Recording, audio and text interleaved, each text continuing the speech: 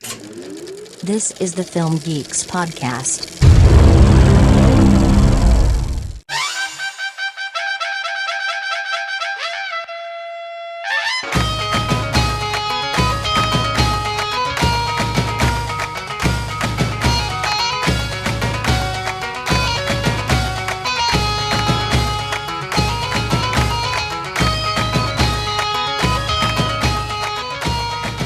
Ladies and gentlemen, boys and girls, and all the people of the realm, welcome to a brand new edition of the Film Geeks podcast. And well, this is the small council meeting, and this is a spin-off where we will be talking Thrones and we'll be talking Game of Thrones. And like we promised earlier, we will be reviewing every episode for you.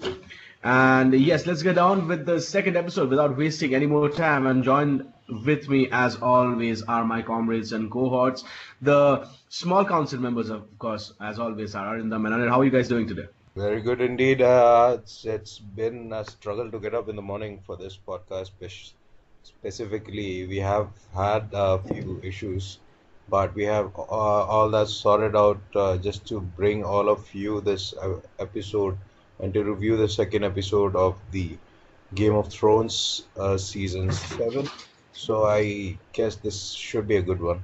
Let's talk Thrones. I'm very excited. Yes, like Anir mentioned, there have been quite a few hitches along the way, but finally we're doing this. Right, and the second episode was called Stormborn. And yes, we were faced with a lot of different things in this episode. A lot of mechanizations have been going on, and it is not your usual. It's not your usual episode of Game of Thrones this season. This is not the similar pacing that you are used to for the past 6 seasons. This episode got off to a banger of a start where we got and met Melisandre in Dragonstone, where she comes and confronts Daenerys Targaryen. That she doesn't really care about what goes on, the politics bit of it. She just she just lives to serve the Lord of the Light. And similarly, like Varys, who had a similar confrontation with Daenerys, who says that I don't really care about the mechanizations, the politics of it all. All I need to do is serve the public, which I found interesting because Varys and Daenerys have been in collusion for 2 seasons now, and suddenly now this issue comes up. So what did you guys make of this first confrontation? You know what's interesting is that Varys has been in the background for quite some time. He has been there since the Mad King himself, and he has been running his machinations for a long, long time. He has an extensive network, but Daenerys raised a very important point about him not being loyal, blindly loyal to any of the previous rulers. So you can see why she was very hesitant on banking on him completely. So but you have to give it to Varys. He does know how to turn the tides in his favor. So it was very nice to see that she did finally put his trust in him. But if history is an indication of anything, I think we have a roasting for Varys very near in the future. Like I always believe that Varys cannot be trusted at all. Whatever he says is just to ensure that he survives, and that is the reason why I feel that when it comes down to the final few episodes, and maybe right at the end, Littlefinger and Varys will be the only people who will be alive. These two people actually know what is going behind the story and behind whatever is running Westeros. These guys know, like, they have their game straight, they know what they are doing, and they will do anything to achieve that. Their alliances do not lie with any of the houses. Their alliances lie only with themselves and to achieving what they want. What I found interesting was they changed the entire, prediction about the Azor Ahai, as in the prince was promised. JRRM, what he does very well is that he is a very feminist writer. He does not show it. People accuse him of it being very masculine, as in also the women and all, they are not portrayed very well. There's tons of rape and all, but you have to understand the age in which he has set it. You must notice that during the meeting, which takes place later in Dragonstone, all the heads of the various houses are female. So GRRM cleverly he has made that happen. Similarly, when he said that in High Valyrian there is no gender, so that was very interesting again because it wasn't brought up till now. So it may be prince or the princesses who finally defeats the Night King. But there's one thing that I'd like to point out that Melisandre was very sure of herself in the earlier seasons when she was serving Stannis. More as the seasons have progressed on, we have seen sort of she's still very much in touch with her faith, but we have seen her doubting herself quite a lot.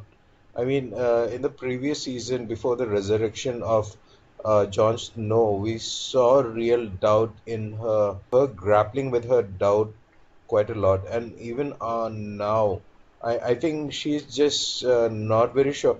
So even though the question was thrown back at her whether she believed that Danny could be the chosen one, but she actually said that prophecies are very tricky things, and she only believed that Daenerys had an important part to play in the prophecy coming true. She didn't come outright and say that Danny could be the one who brings it all together.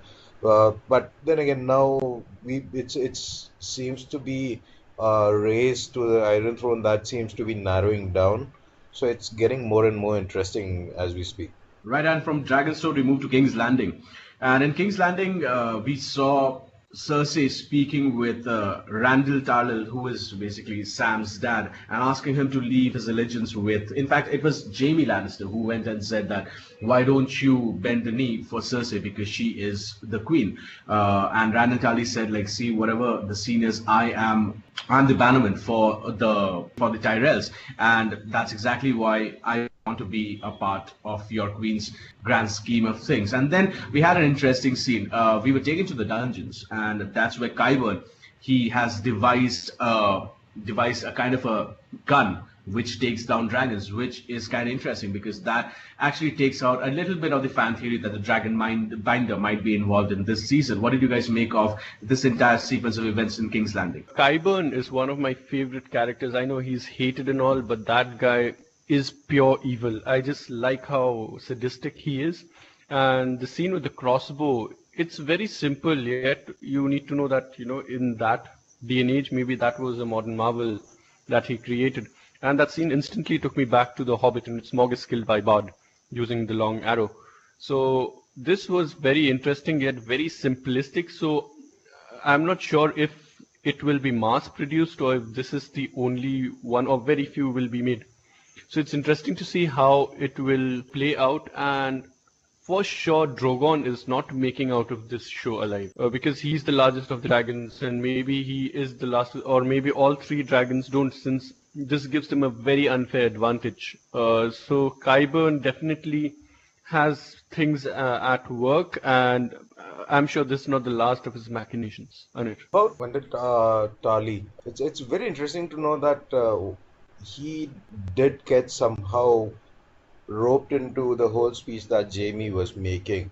Whatever he pointed out, while I can't say that nobody can be sort of very tempted to join Cersei because he's been given a very high position as a general of the army, and obviously he's been promised the titles to the south once the whole war is over. So all of this is very tempting for him because now he is getting to choose sides. Now, obviously, it doesn't make sense for him on the outright to choose Cersei and the Lannisters because from one we can see that Dany's side has the whole of the Dothraki horde. They also have the Unsullied, and they have the support of the Dawn as well as the Tyrells, which makes for a very interesting dynamic when it comes to how much power you have within your armies. So him going and supporting Cersei doesn't really make sense because it's on paper at least it seems like Daenerys has the much powerful army, but you can never tell because Cersei has proved herself to be one of the shrewdest people around, and she has Qyburn around with him, who seems to be also one of those guys who quite look. I think the closest we can get is he is a sociopath, and he's quite likes taking pleasures from twisted ways, and I think that him showing Cersei the crossbow just solidifies his position. But at the same time, Cersei needs somebody to help her. So I think Tarly is faced with a very, very difficult choice ahead in choosing either the Lannisters or choosing Daenerys. I'm not sure whether what he's going to do, but it seems likely he's going to choose Cersei's side just because of all that he's being promised. But then again, it's a politician's promise. I don't know whether they'll live up to if when time comes.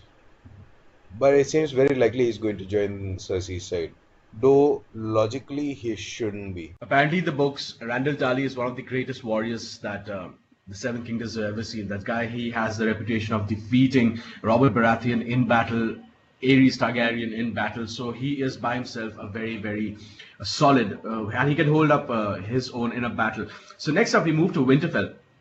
And apparently, Jon Snow still doesn't understand the concept of aligning with or even consulting with the people who has on his side before making big random decisions. Like, I would have loved to see that Jon Snow actually speaks with Sansa and tells him, like, see, this is what I know what I'm doing, and this is what I'm going to do, instead of just blurting out what he's going to do in front of all the House of Lords. Because what I would want, and I think what any normal person would want, that Jon and Sansa show a collective front, because the North has been fractured for such a long time. So it's about time that the Starks show a collective front. These guys keep bickering like children in front of the fucking lords and their bannermen, and they come across as so immature. But eventually, Jon Snow actually receives a raven from Sam, who tells him what basically is going on at Dragonstone.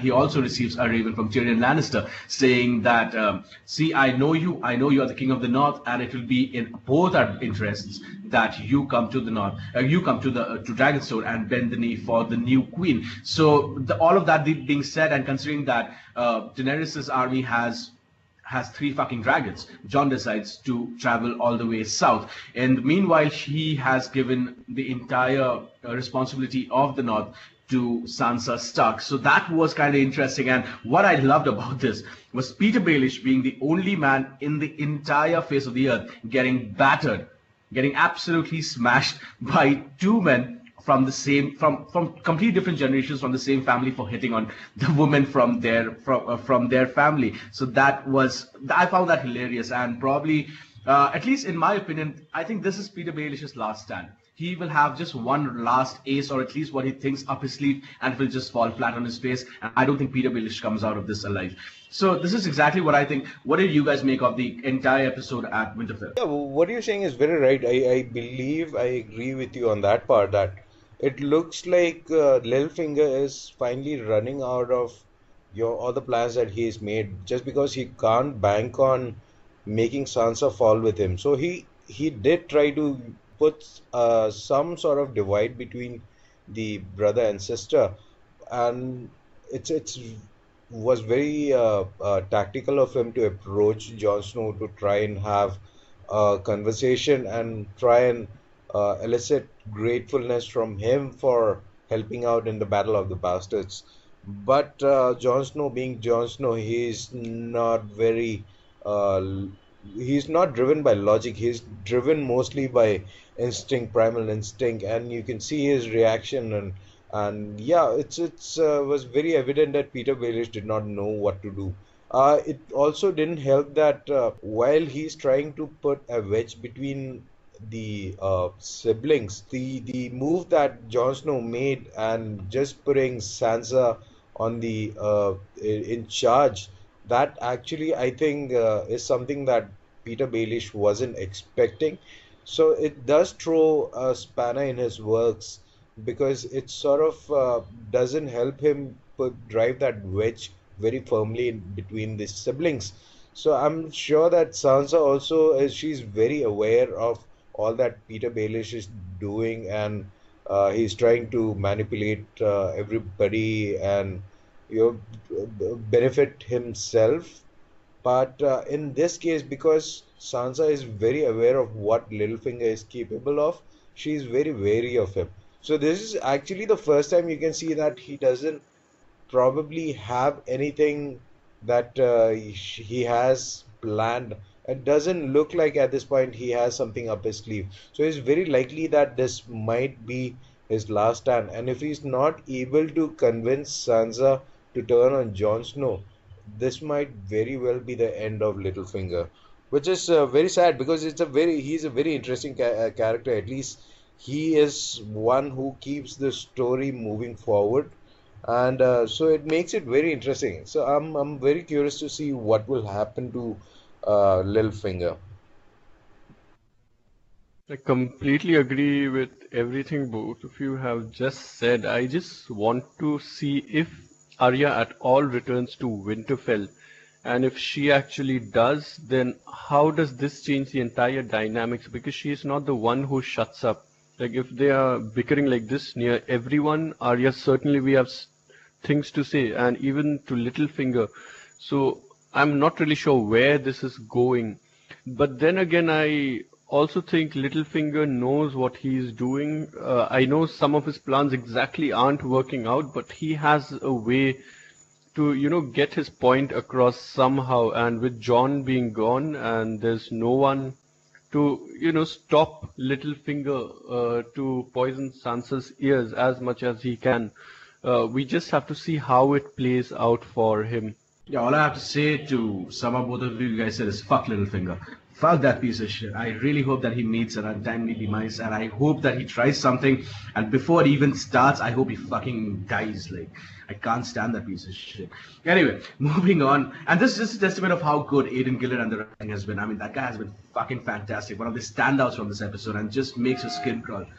Next up, we move on to Old Town, where the phase version of Qyburn is also trying unconventional things at the Citadel in a last-ditch effort to save Mr. Friendzone himself, to save Jorah Mormont. And last week we had the soup and poop montage, and this week we had the pie and pus montage. So it seems for a disease which no one actually has any idea about how it works and for what are the cures in ages of research, it seems very, very simple that you just peel off the skin and you apply the ointment, basically exfoliation. So that is basically the cure for grayscale. Who would have thought that it is so simple? Anyway, so this is what happens in Old Town. Any final thoughts about this scenario? Actually, that scene itself, I'm very glad on one thing that I saw. I actually watched it in the evening instead of in the morning. So I'm very glad that I had my dinner before I watched that scene, because the way it transitions from your peeling off his skin and showing pus directly to the hot pie, I just wouldn't have been able to digest my food. So I'm very glad I had my dinner. So, and in case anybody hasn't watched that show, then you shouldn't be listening to this podcast because the number of spoilers we've given away. But if you have seen the episode, then you know exactly what I'm talking about. It was just disgusting as fuck. It was.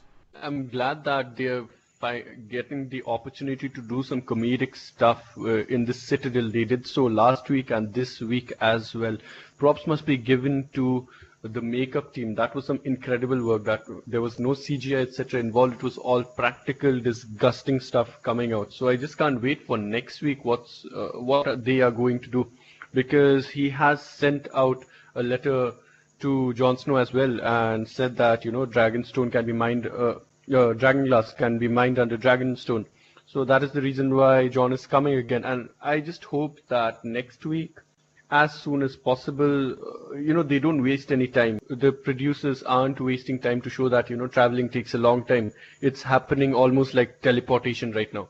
So I just can't wait for Jon and Danny's meeting, perhaps maybe next week itself. Right, and from the Citadel we move on to the road which goes towards the north, and like we had last year from the Soup and Poop convention, we moved directly to the transition from pass into Pie, and that's where we have the reunion where Arya reunites with Hot Pie, her friend from seasons 3 and 4, I think, season 2 and 3, I think.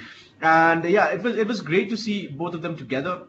It was endearing to see I refer to Arya as Harry, and I have never been a huge Arya Stark fan. I mean, at least over the past couple of seasons, because her story doesn't just seem to go anywhere. But this season, I think she has been the standout from all of this in the past couple of episodes. I think she has been a complete badass. I think she has elements of Hound, she has elements of Ned Stark, she has elements of everything which we know and love from all the warriors we see at Game of Thrones. And then she comes to know that Jon Snow is actually the Warden of the North now. She comes to know that he is the king in the North, and he decides that he has to go back home and fight with Jon Snow and take out Cersei from there.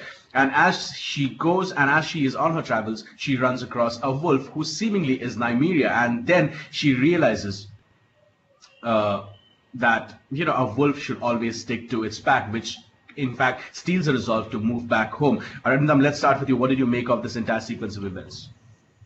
There were two things which happened. The first is when Hot Pie tells her about Jon being the king in the north, she decides otherwise to, cancel her plans on going south, and then she heads back home, and then again she meets Nymeria, and then maybe or maybe not who is my Nymeria, and she thinks and she realizes that, like a wolf, they should always maybe stick to the pack or they'll do what they do.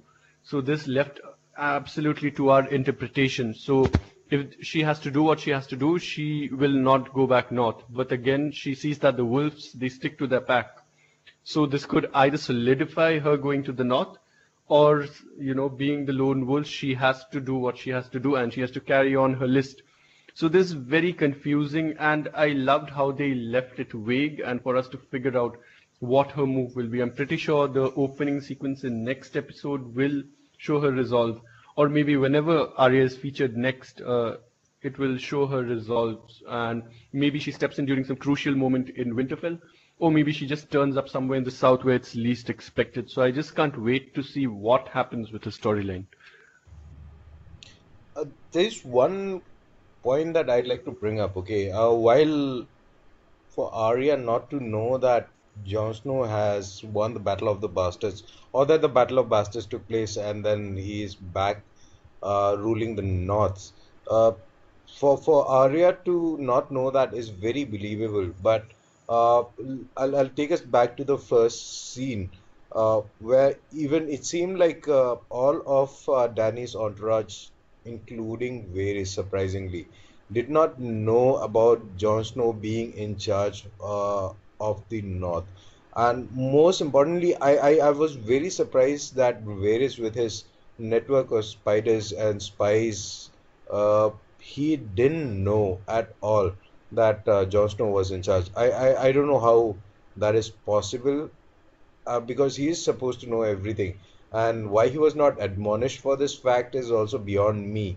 But now that Arya knows about Jon being you're the one in charge, it seems very likely that she's going to miss him, because he's going to be meeting with Daenerys. But I think we have a sibling reunion on the cards, with her meeting Sansa at the very least. Right, and now we come to the final bit of this episode, and this took me completely by surprise because this is something which I was not expecting. So we are taken to the narrow sea where Yara, Elaria Sand, and the Sand Snakes are on their way to Sunspear. Because of the plans which were devised at the start of the episode, where Olenna Tyrell and Daenerys' war council decided to make strategic attacks on different parts of Cersei's kingdom. And while the Lannister army was busy putting out those fires, Daenerys and her dragons would completely turn King's Landing into ashes, and her, ironically, becoming the queen of the realm. But all of this did not come into fruition, because obviously I will never understand why people give Tyrion such a big deal, because none of his fucking plans work. I absolutely don't like anything which any of Tyrion's plans, because none of his fucking plans work except for Blackwater. But yeah, so Tyrion came up with this plan, and obviously, as usual, it did not work. Euron Greyjoy, like a goddamn Viking badass, took down the entire goddamn army. Half, one third of Daenerys' army is gone because of a stupid bullshit plan, and Euron Greyjoy decides to take out two Sands, captures Illyria Sand, captures Yara, and makes sure that Theon Greyjoy becomes as dickless as he is. So that basically happened at the final sequence, and we were left at a cliffhanger to figure out what basically happens to Yara and Illyria. What do you guys make of it? Arindam, let's start with you. Pillow Aspect is a fantastic actor. I like, his character isn't really the greatest of character written, as I understand, in the TV show. Like, he has a lot more to him in the books, as my friends have said. But that being said, he brings another new dimension. He is like another version of Oberyn, I would say, because he is that charismatic. If there was any other like lesser actor, it just would make sense. But the moment that he comes down from the barges on his ship, it was, you were rooting for him somehow, because you did not really like anyone who was on that ship whom you are supposed to root for. So that being said, I just love that actor, and this was a surprising choice that, we were speculating that it might be Tyrion, it might be the Dragonhorn, and then we find out it's something just as simple as Illyria. Cersei obviously had not avenged her daughter's death, and this would be a perfect thing and a perfect opportunity for Euron's character to, come into the good graces of Cersei. I think that was a clever move on his part, and I really liked what HBO has done with that battle scene. The moment you see Euron's ship, just like the lightning strikes and everything is happening, that was some fantastic work. I don't think even movies spend that much. Even the Pirates of the Caribbean, at least the last two movies which I saw, did not look as good during the battle sequences. They had shitty CGI. This one did not. So I'm glad they're spending all that money. And if shortening the episodes means we get more things like that, then I'm all for it. So what I actually did not like about the scene was that I understand the CG budget. You could see that in the fight scenes itself, that because they are saving up a lot of the budget for the later episodes, because I think we have a lot more battles that are to take place in the other episodes. So they're kind of saving a little bit of the budget. So, but what they did with the budget was is still astounding. I still did not enjoy some of the war scenes because it was still a bit confusing as to what was happening. Maybe that was very intentional, so that we get to know the mass confusion that was created by Euron Greyjoy appearing. And what an appearance he has made. This is probably the best entrance that any character has ever made on Game of Thrones. It's just so impactful. Him just landing with it on uh, the other ships that he's trying to sort of break apart, and laughing maniacally is probably one of the most oh, no, it's not probably one of the best, but it is the best entrance according to me. And thank God for the death of the Sand sisters, because were they irritating to the list? Because I don't think they had any other role than to say, I'll kill this guy, and or I'll kill this guy. I think that's all their motivation was, to kill people. And the sad part is, not much killing is done by them throughout the seasons. So in the books, I've heard that they are very strong characters, but it was not translated very well into the TV series at least. And the depth and the way they died is also very tame. You could see for all the expertise at warfare and just fighting in general, both of them were not able to take down Euron Greyjoy, and at the same time even, and that is a big disappointment. Obviously, we got to see Theon Greyjoy having PTSD and just breaking down when the pressure became too much. But I like to point out that there was nothing he could have done. It actually makes more sense for him to run from the situation where he could regroup and sort of make plans to rescue Yara. But it does play into the whole concept of him being dickless and not having any balls to sort of go ahead and protect his sister. So it just ties in very perfectly. But it does set us up very nicely, the whole scene, for our rebuttal, which is has been hinted at Casterly Rock. So I'm assuming that this is going to be a great next episode. It has been set up very nicely, at least. Abhishek. This is exactly, you guys have summed up whatever I had to say perfectly. And that brings us, in fact, to the end of this review. Thank you again for listening to all our episodes. And normally in all our other podcasts, if you're one of the 5 people who listen to us, we have a section called Off the Track, but we'll do things a little bit differently on this edition of the Film Geeks podcast, especially on the Small Council. What we're going to do is we're going to take a fan theory and I'm going to pitch it to both of these guys. And we will ask their opinions as to what they think. It may be batshit crazy, it may be completely out of the blue, or it may be something very obvious. So on this edition, my theory is this. We saw Qyburn using devising a machine which can take out a dragon, basically a huge crossbow. So my idea is this, or this is what I think is going to happen. He's going to take out Drogon or one of the smaller dragons, and once the dragon falls and once the battle comes to an end, or maybe just drawing to a close, that is when the Night King and his forces arrive and they raise an ice dragon. So my fan theory is this, that eventually at the end of this season, we're going to have ice dragons. Arindam, what did you think? That is very possible because, as you know, a dead dragon means it just joins the army of the dead. So it's a possibility, but I'm not really sure how it's going to happen. But that would mean that the North has been defeated and they have come so far down and they are actually in the battle in King's Landing.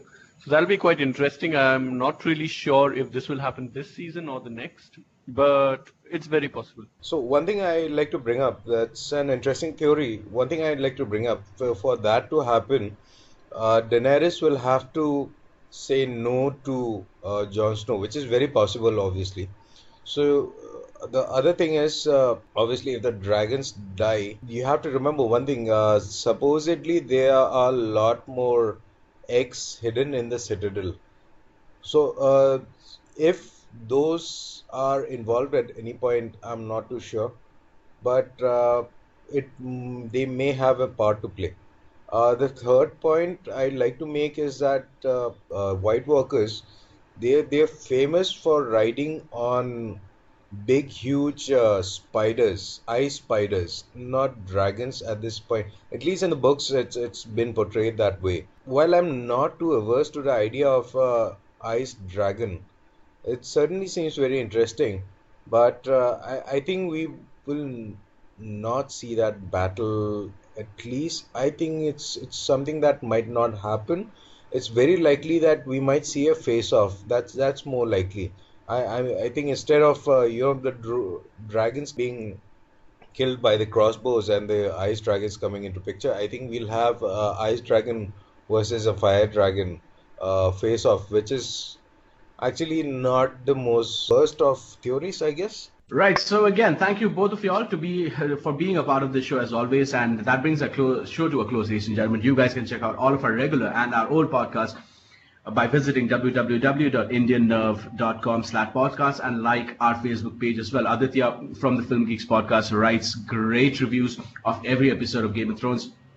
You can check that out. We will link it in the description below. Make sure you subscribe to this channel and click on that bell icon so that you don't miss out on an episode, and especially on a review of Game of Thrones. Obviously, we'll have a lot of spoilers, so if you want some fan theories, if you want to know what we think about every episode of Game of Thrones, make sure that you like, share, subscribe to this channel. And on this video, you can find us on SoundCloud, YouTube, Facebook, Twitter, Instagram. All of that shit is in the description below, or visit us at www.indiannerve.com/podcast. If you want to check out our previous episodes, like I mentioned, I'd like to thank all you listeners for your time.